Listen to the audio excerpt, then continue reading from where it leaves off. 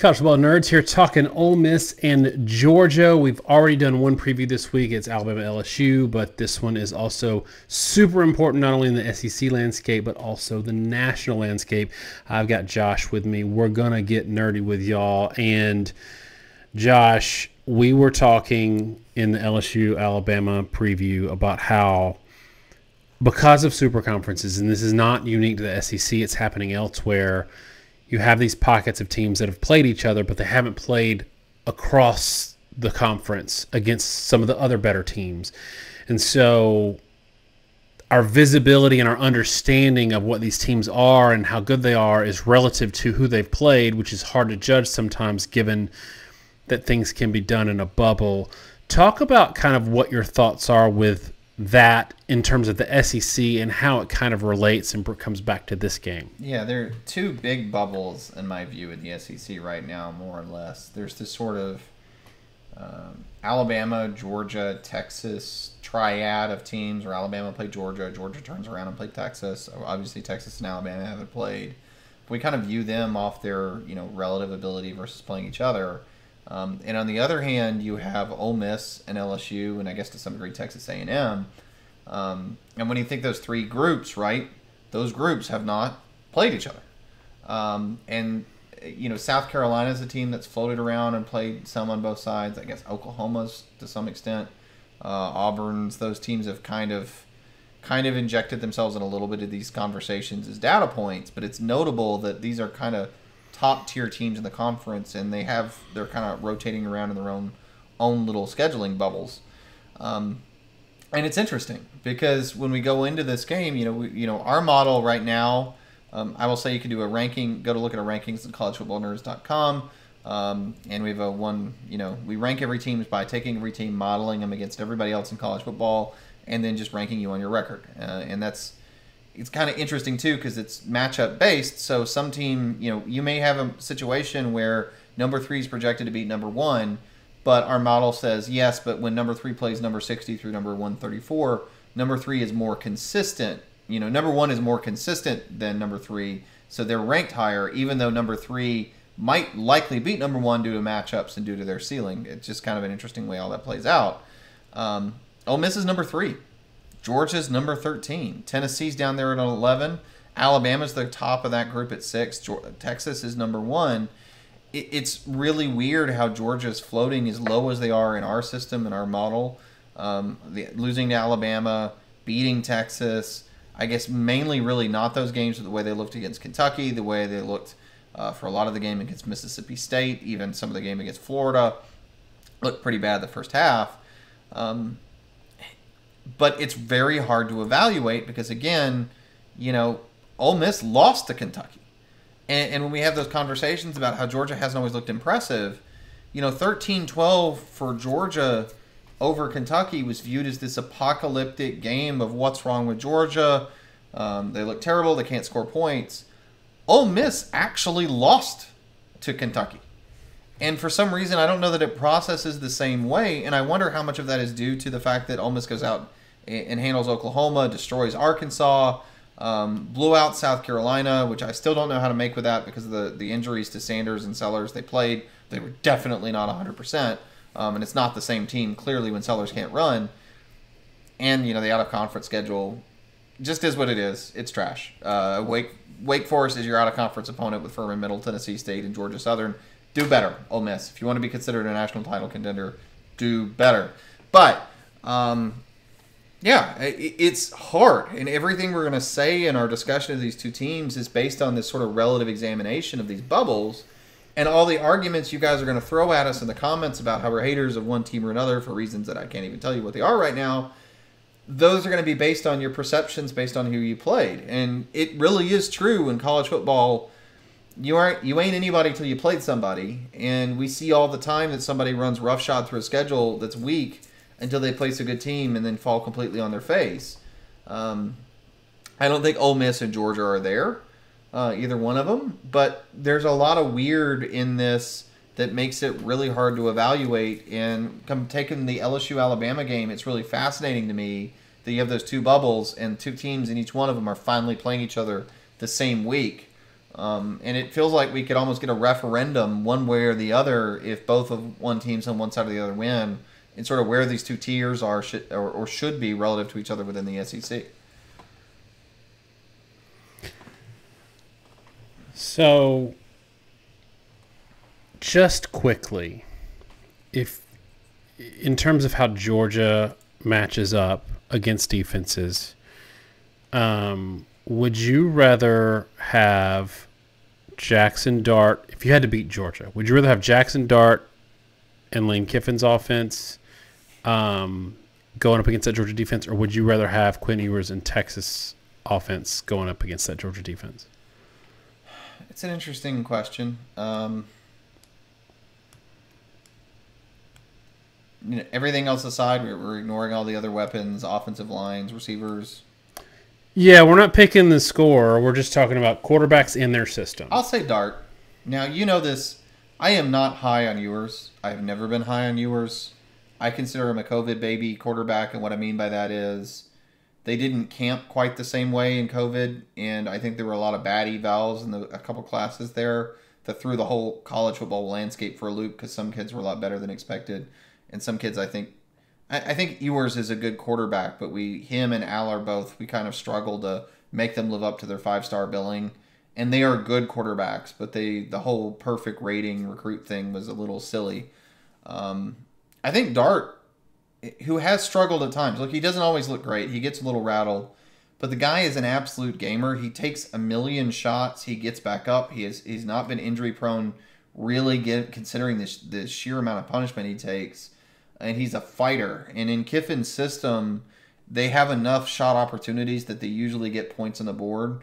And I feel like Sarkisian's system asks a little more of the quarterback from mentally. That's a little harder against a team like Georgia, whereas I think Kiffin makes it easier on the quarterback to be successful against this kind of a caliber defense.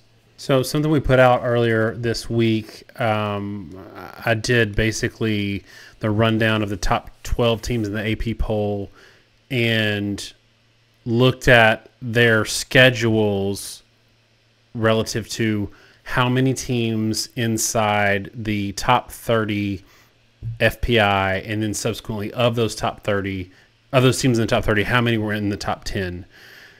Georgia has 6 teams in the top 30, 4 of those in the top 10. Their schedule this year is brutal in a way that people do not realize. And Alabama is the second closest in that top 12 contenders, and they're 6-2. Like, they have 6 top 30 opponents, but they only have 2 top 10 opponents. Georgia's schedule is brutal. Our 1 through 134 has Ole Miss at, I think, 3 or 4. So I say all that to say, a lot of people are looking at Georgia's performance last week against Florida, who's not a bad team. I think they've really figured some things out defensively. That's a rivalry game. On its surface, you can be like 41-31 Mississippi State, kind of ugly with Auburn. Kentucky 13-12. Florida was a close game until you had Lagway get hurt.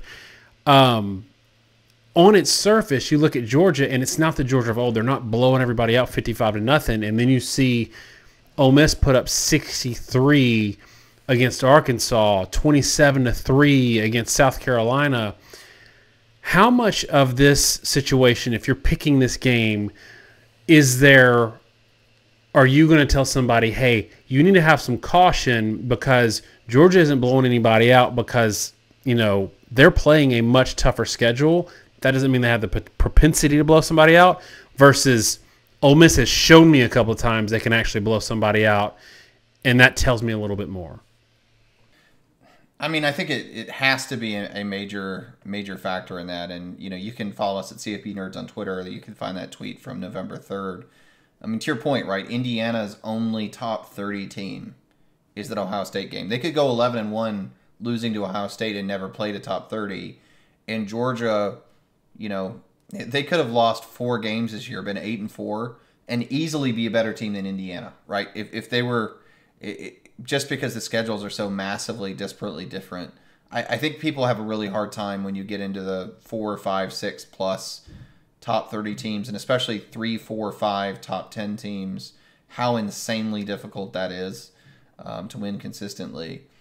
And so, yeah, I mean, I think, to the point I made about Kentucky, right? I mean, Kentucky beat Ole Miss, and it's still held as this, even if people don't name it, they view it as part of why Georgia struggled at times this year.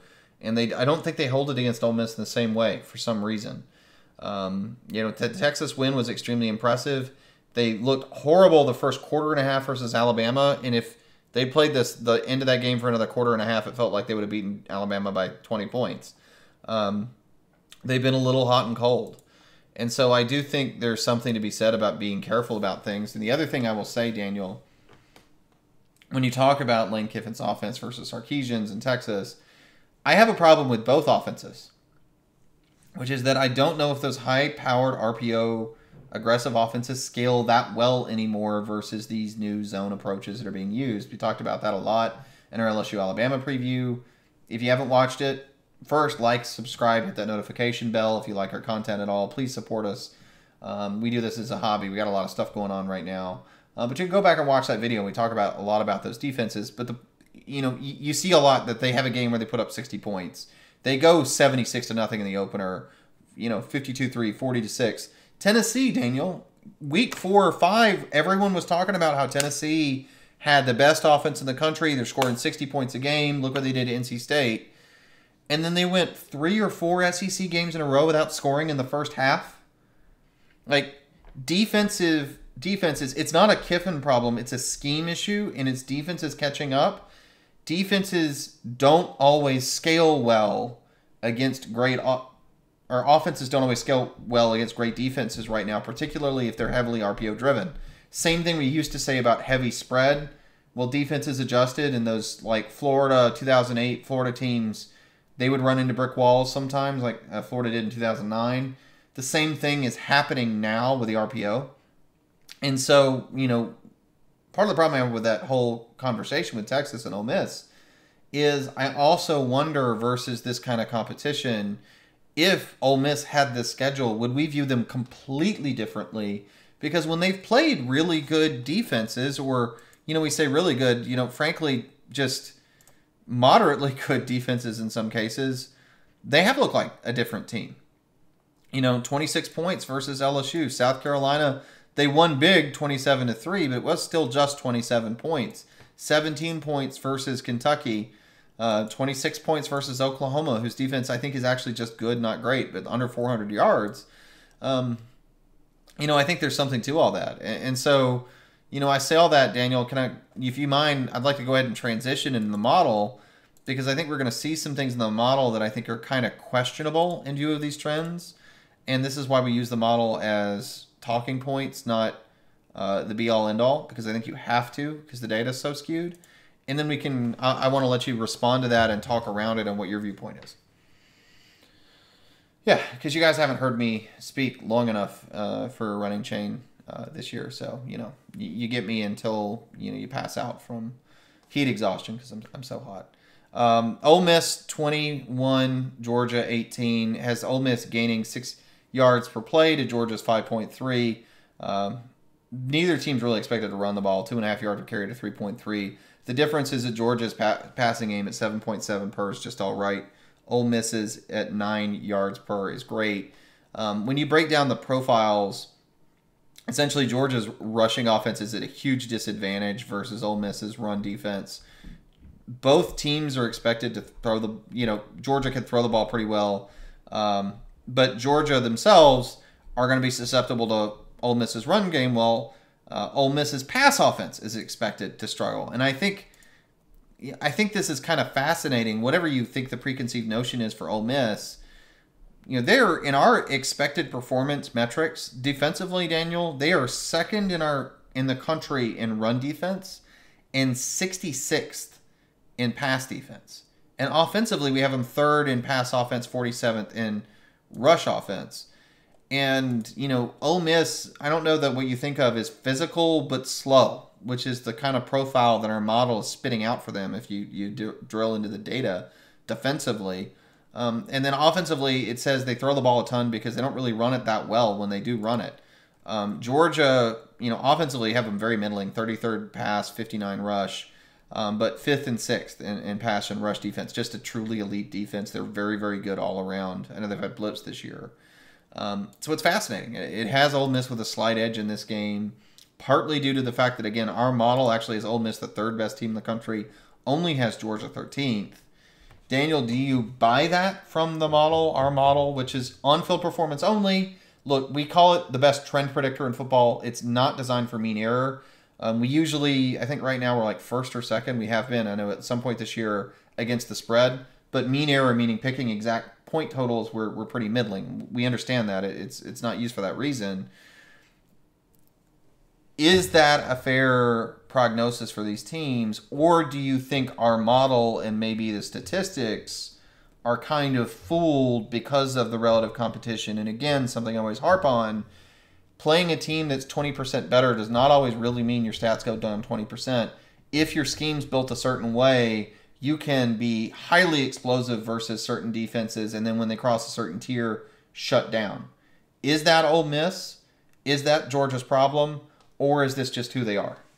I think we saw some scaling issues for Ole Miss against Kentucky, but we saw the same scaling issues for Georgia's offense against Kentucky. And it might be that Kentucky is just uniquely set up to stop some certain styles or things within offenses, and they're really effective at it.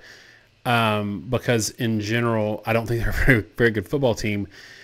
Vegas has got this close. It's flipped the other way from our model, but our model's close too. Vegas has got it at 2.5 points. There's a reason why our model keeps Ole Miss up at the top. They kept them on. They were like really up at the top before the Kentucky loss. They didn't drop that far. Didn't drop that far at the LSU loss. To me, the LSU loss is a toss-up because it was an overtime game on the road at Baton Rouge. I think that Ole Miss is a very good football team, but obviously so is Georgia. I don't know, it's almost like our model thinks that Ole Miss is not super efficient at scoring. Like it's giving them a little bit of advantage here, but those yard per play numbers juxtaposed against that score is pretty interesting to me.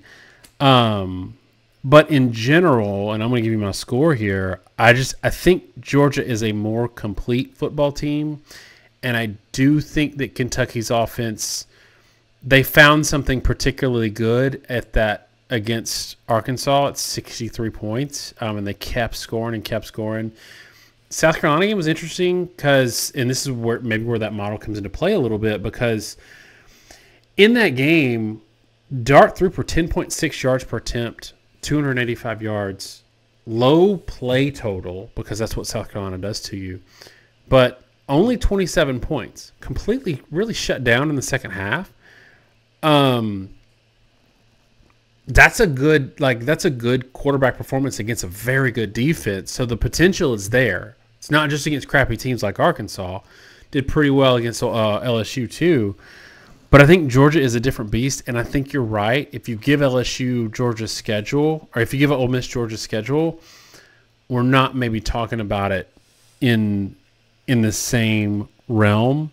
I disagree with Vegas here. I think Georgia's probably a little better than they're getting credit for. Give me Georgia 31, Ole Miss 23, and I want you to touch on something in your score that I think is really unfair for Ole Miss, because Ole Miss, like every big game on Fox, Ole Miss is getting big noon Saturday here, basically. It's a 12:30, I think, Central kickoff. They don't get a 2:30 slot. There is no 2:30 slot this week. That's tough because they lost that Kentucky game at home, and that crowd was pretty subdued the whole game. It's hard to get up for Kentucky. They were pretty chill. It was a day game. I think it was an early kick, like 11 a.m. kick kind of game. The same thing's happening here, and I am a firm believer that a night game imparts a few points that a day game does not. I don't think that's super fair for Ole Miss, but I do think that's something else they're up against. It is interesting to me because I do think when you see point spreads where Georgia's 2.5, and maybe it's just me, Daniel, I don't think the public perception is that Ole Miss is that close to Georgia, right? This game is a narrower point spread than Alabama LSU that we just previewed.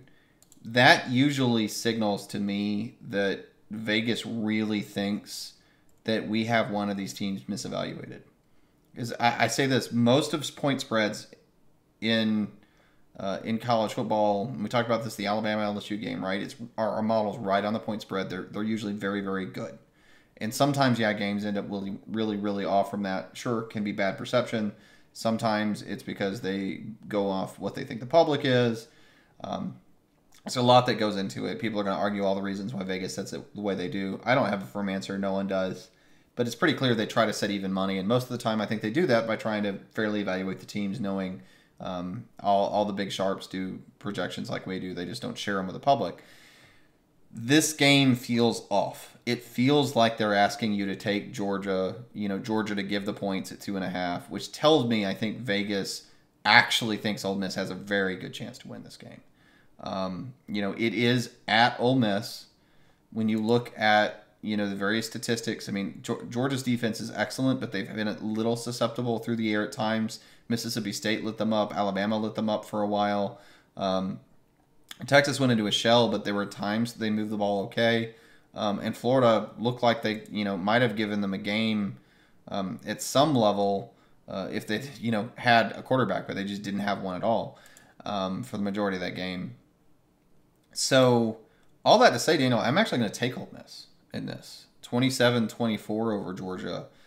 My head screams that it's, or my heart, whatever you want to say, that I'm saying something really stupid.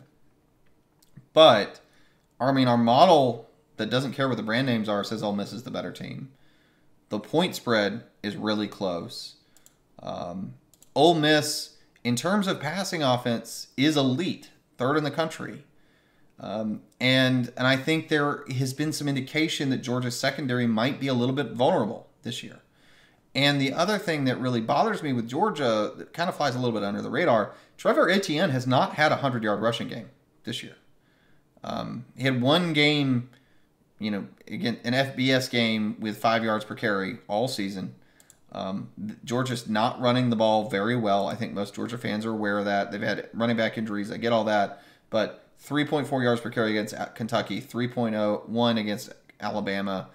Even Texas in the big win, it was 3.6 yards per carry, only 108 yards. There were turnovers and other things that caused that. Our model really thinks that Ole Miss is a phenomenal run defense, that they're more shaky versus the pass.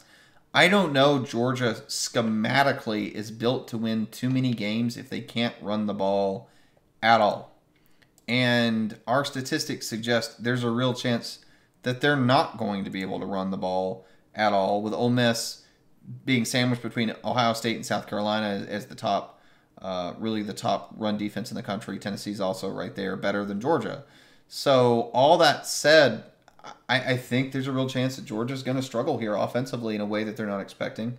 I don't think Ole Miss is going to put up crazy points, but I think they're going to find some points against that Georgia secondary, just like they did LSU and other teams.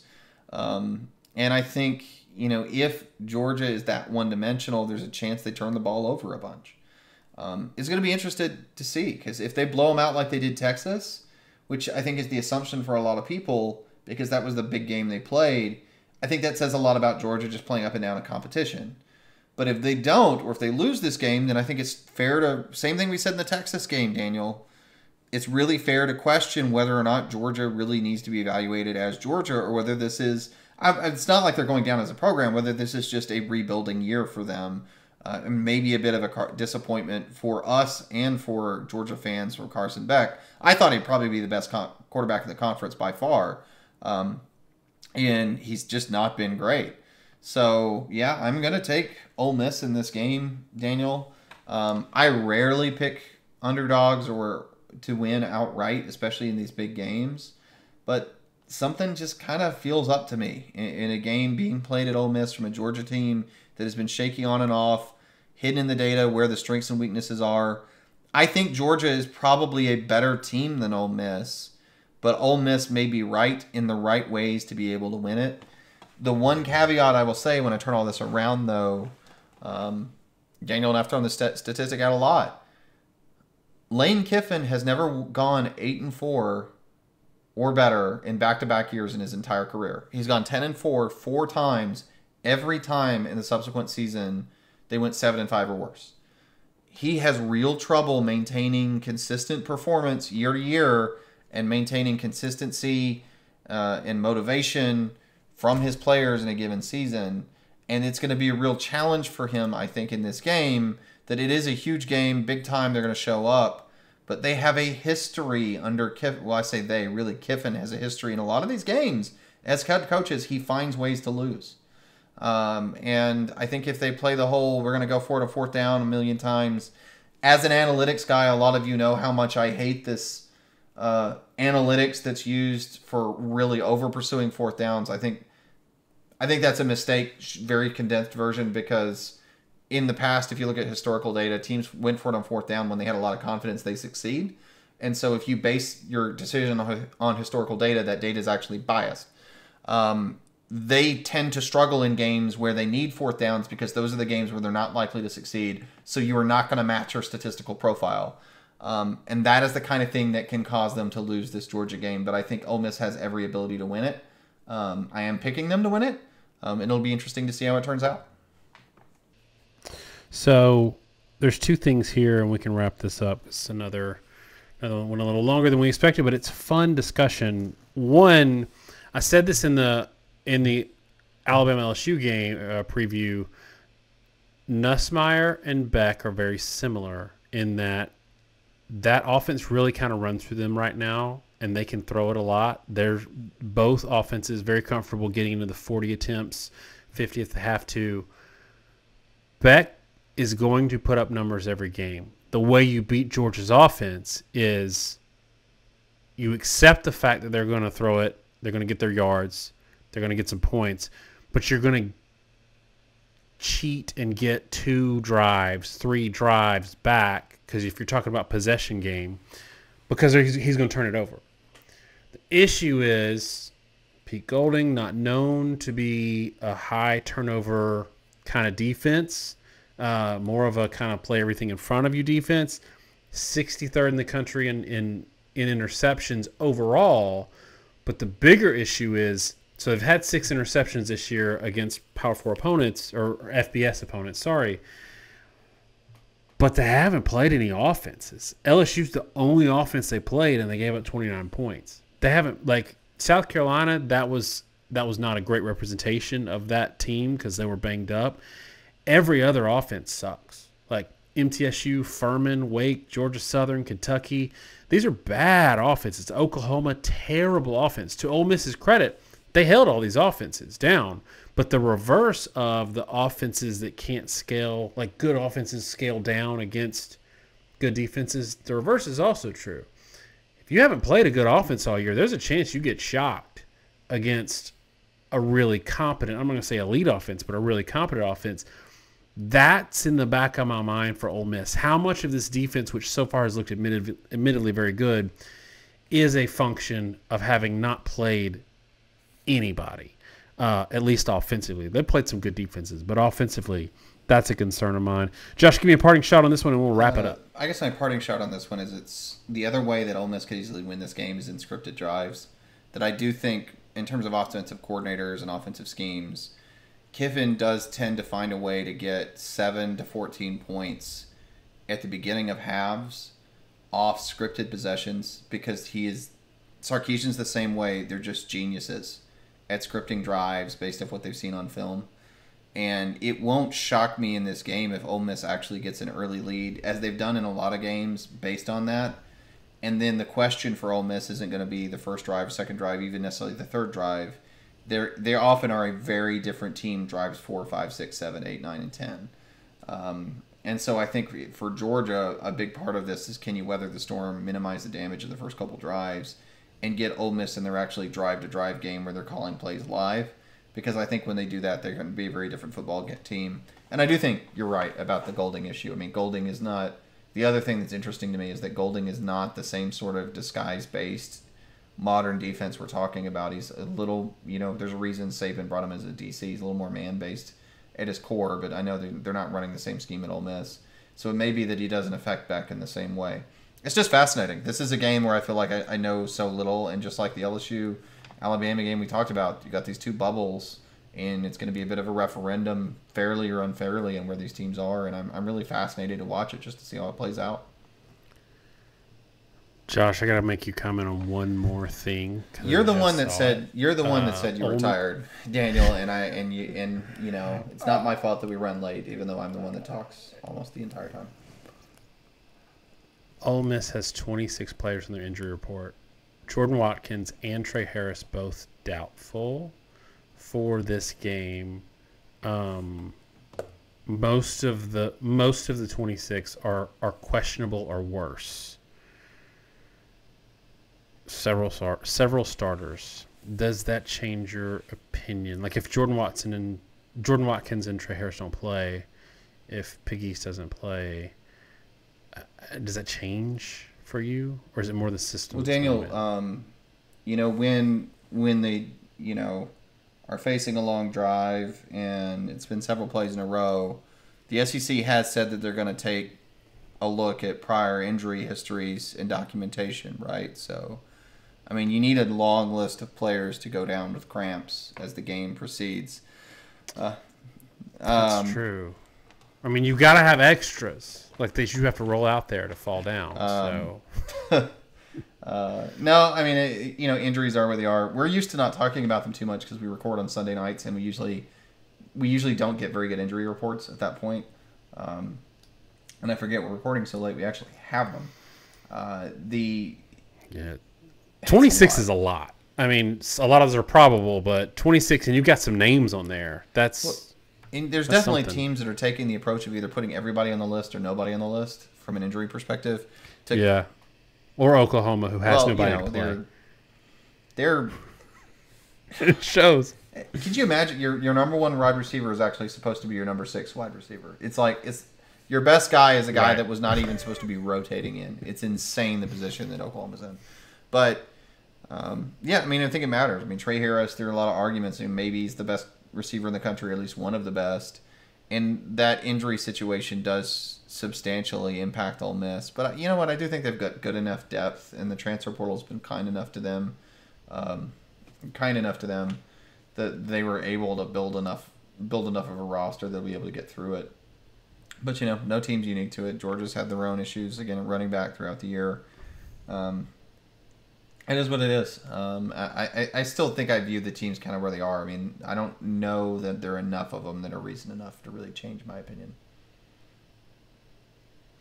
That's fair. And I do think that, I think that a lot of these injury reports are, I don't know, strategy-wise, they may have been told by the conference or something, err on the side of putting them on the report, maybe for the betting masters in Vegas that demanded. I don't know, but it is something to look for. All right, let us know what you think about this game, what the score is going to be. Make sure and comment, because it helps us out a lot. And having us put these out late, we want to get some algorithm juices flowing so y'all get to see it. Thanks so much, y'all. Have a great week. God bless.